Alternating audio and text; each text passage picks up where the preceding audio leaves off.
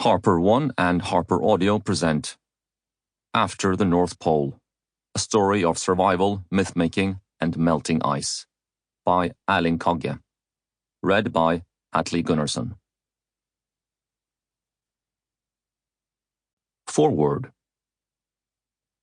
When my friend Børge Osland and I reached the North Pole on 4th of May 1990, we were the first people to reach it on skis, without dogs, depots, and motorized aids. For 58 days, we had skied alone.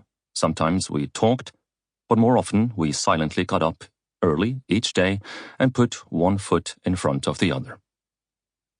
For years, I was convinced that the most important thing about the North Pole was to get there on skis, to win a race, to set a record.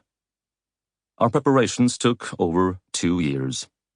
And during that time, I thought only of one thing: to reach the North Pole. It might sound strange, but it was like a love affair.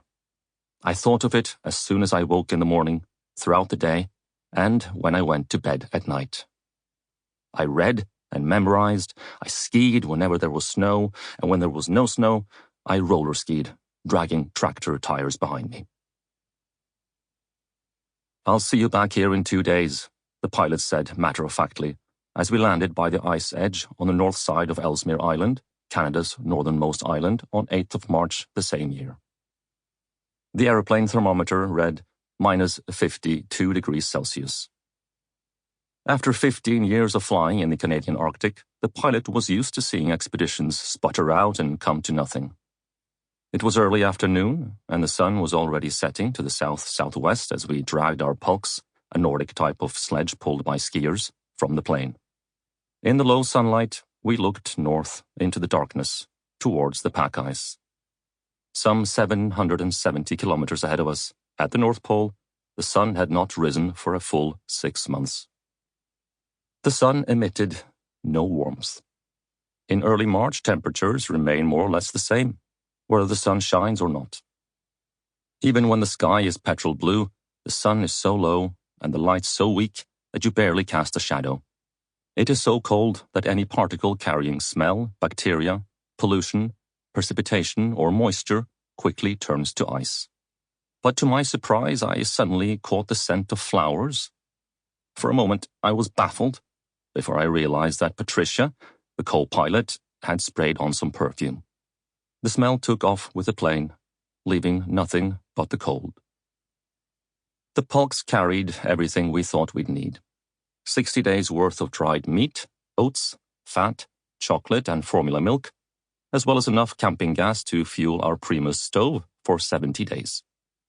We didn't know how many days the expedition might last, and in case we ran out of food, the plan was to have enough fuel to melt ice and survive the last stretch by drinking water alone.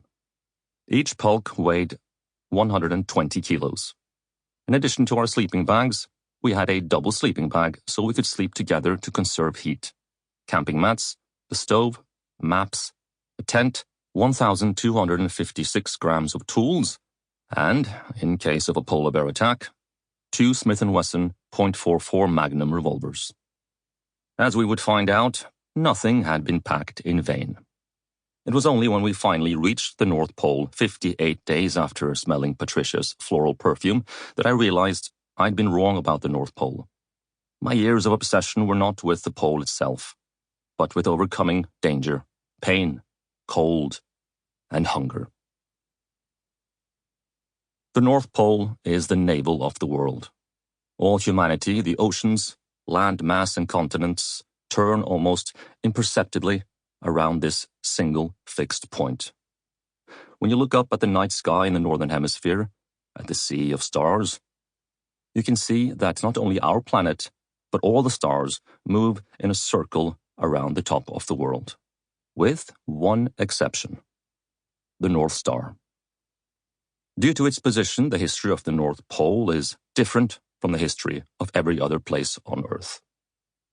The more I see, read, and learn about this place, the clearer it seems that the history of the North Pole is the story of our ongoing relationship with nature, our changing feelings and respect for an environment that has not been created by or for people.